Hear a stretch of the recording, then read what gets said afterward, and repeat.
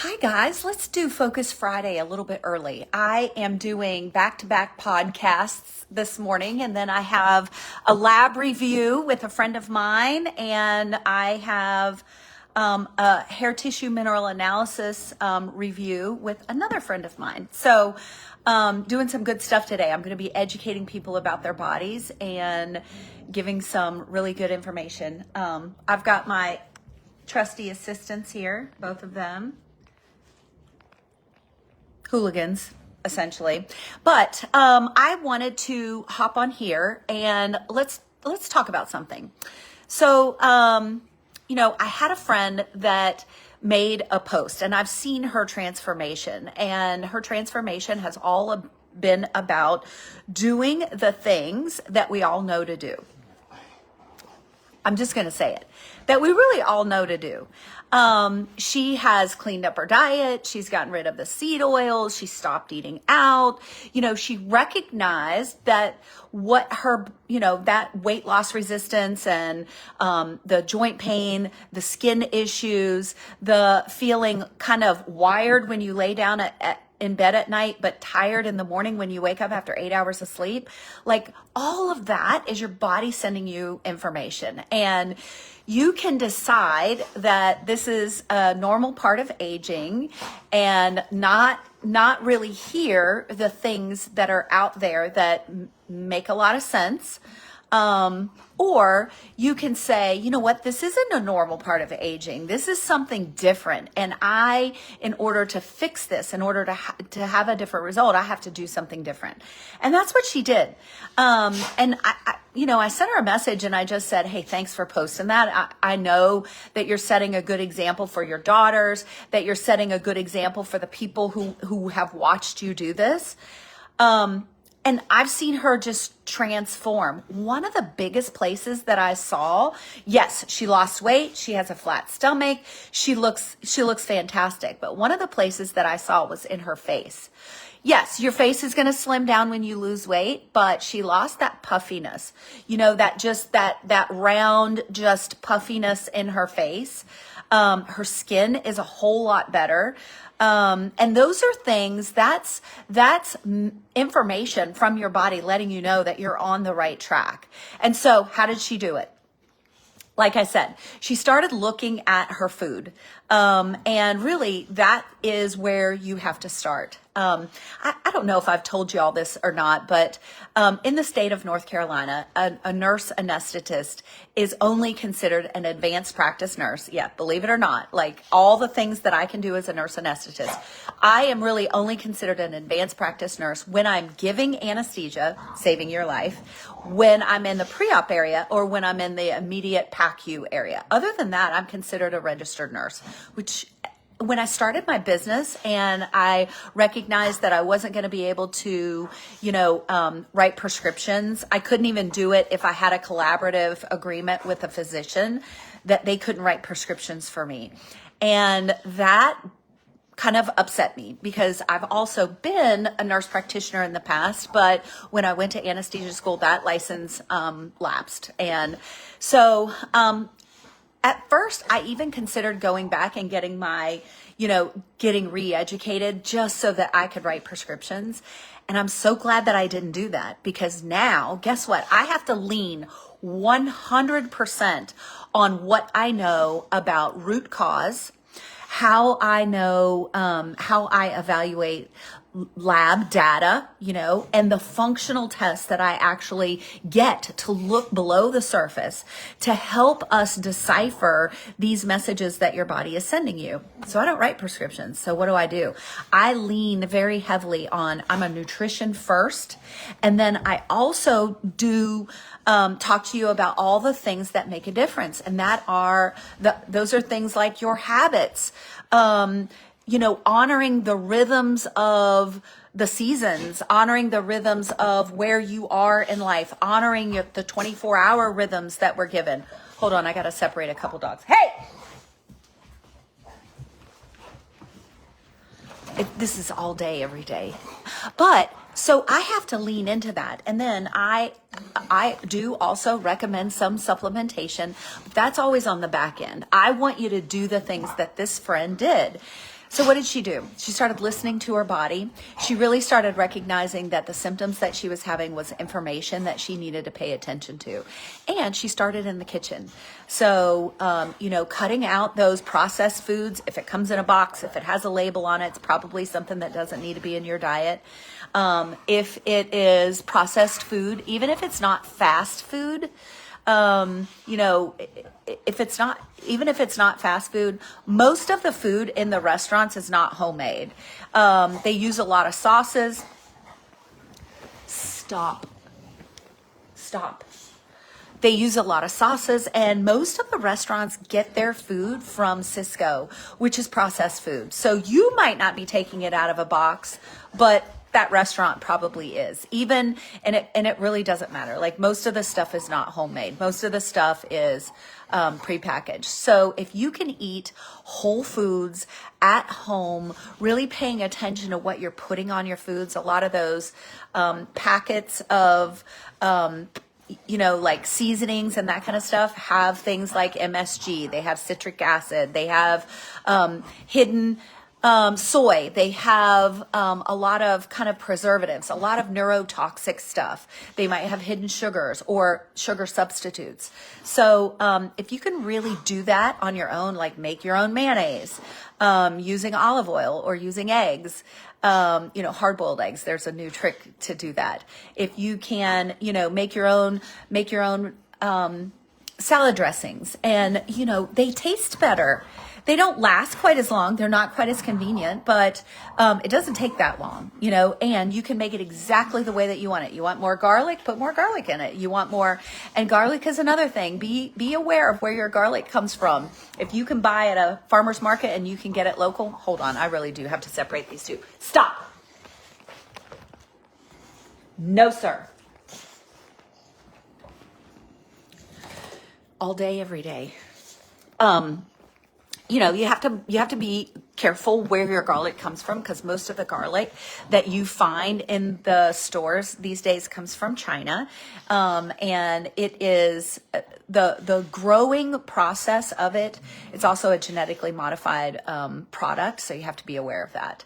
But so she did some simple things. She stopped snacking. She drank more water, like all the things that you've heard 1,000 times. And I think sometimes we've heard it so much that we tune it out. They're like, nah, that can't be. I've been hearing this for years. That can't be the way that you lose weight today. It's got to be something different. It's not. It's exactly the same things. And movement, there's so many people that are like, I gotta go run 15 miles, or I have to work out in the gym really hard for an hour. No. Actually, if you break up and you do 6 10-minute sessions of exercise at your desk, over the day, that you actually have better blood sugar control, that you have a healthier gut, and that you actually have better VO2 max, and you actually build more muscle.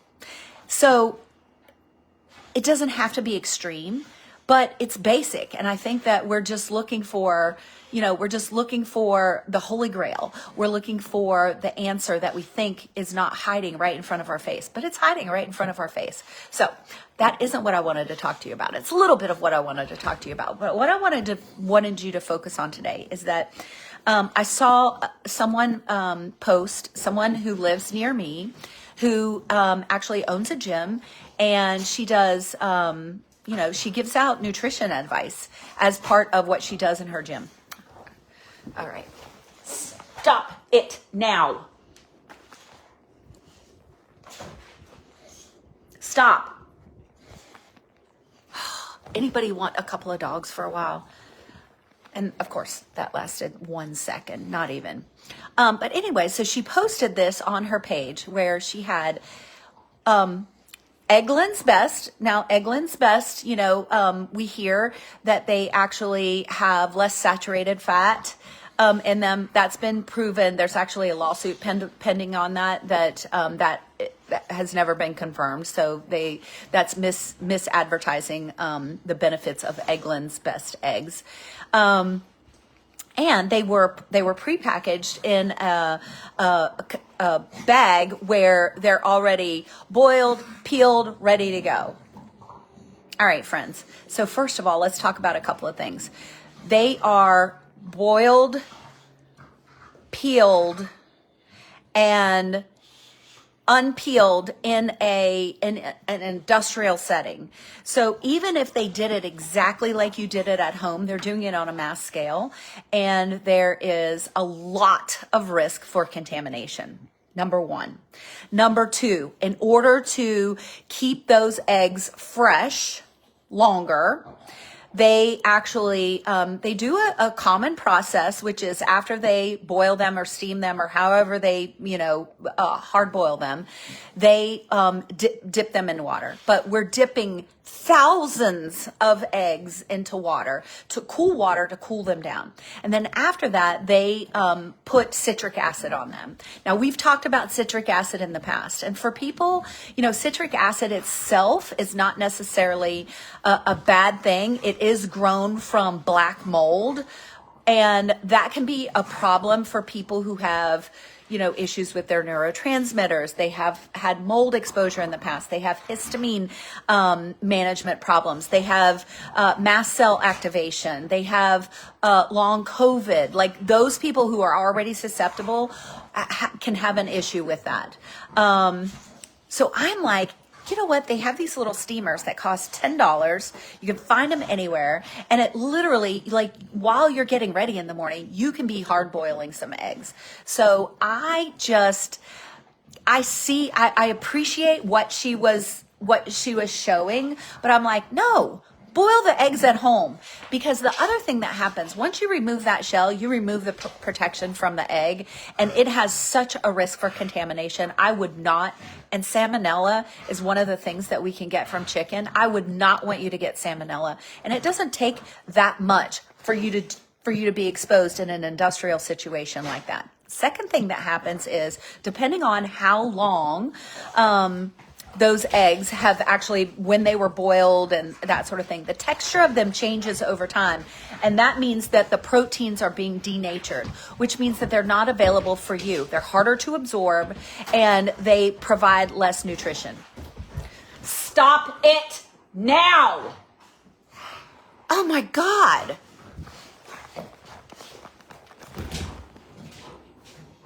Stop. This is going to be the best live ever. I guess I'm just going to have to sit in between them.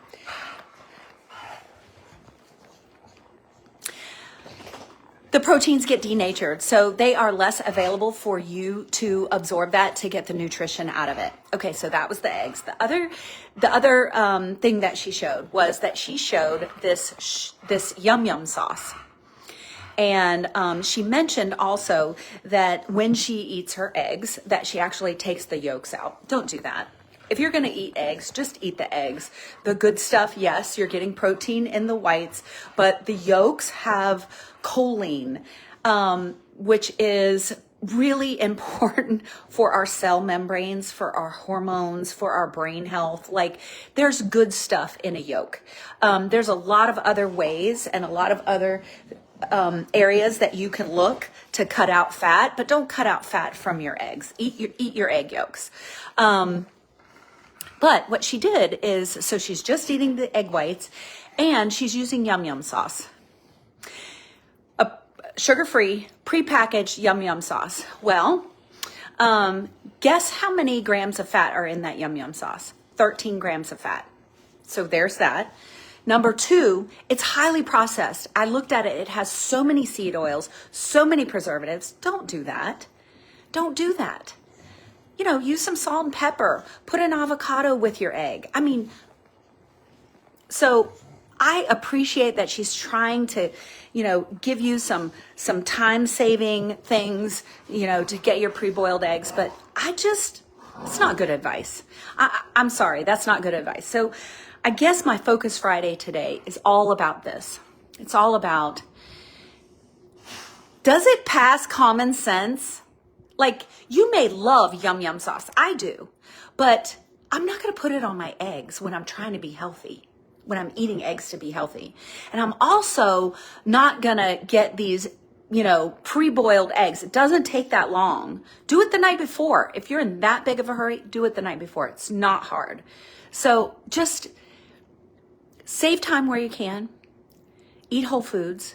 Get your protein in the morning. All good things. But don't screw it up by trying to take shortcuts that don't make any sense and that actually go against what you're trying to do.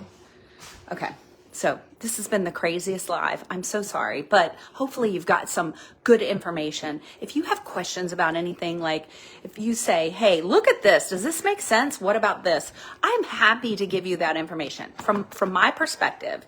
From that, getting back to basics, from the doing things, the things that make the real impact in our weight and our happiness and our health overall are those things that you've probably heard about before. But we've heard about them for so long that we're like, no, that can't possibly be the answer. It's the answer. It's simple.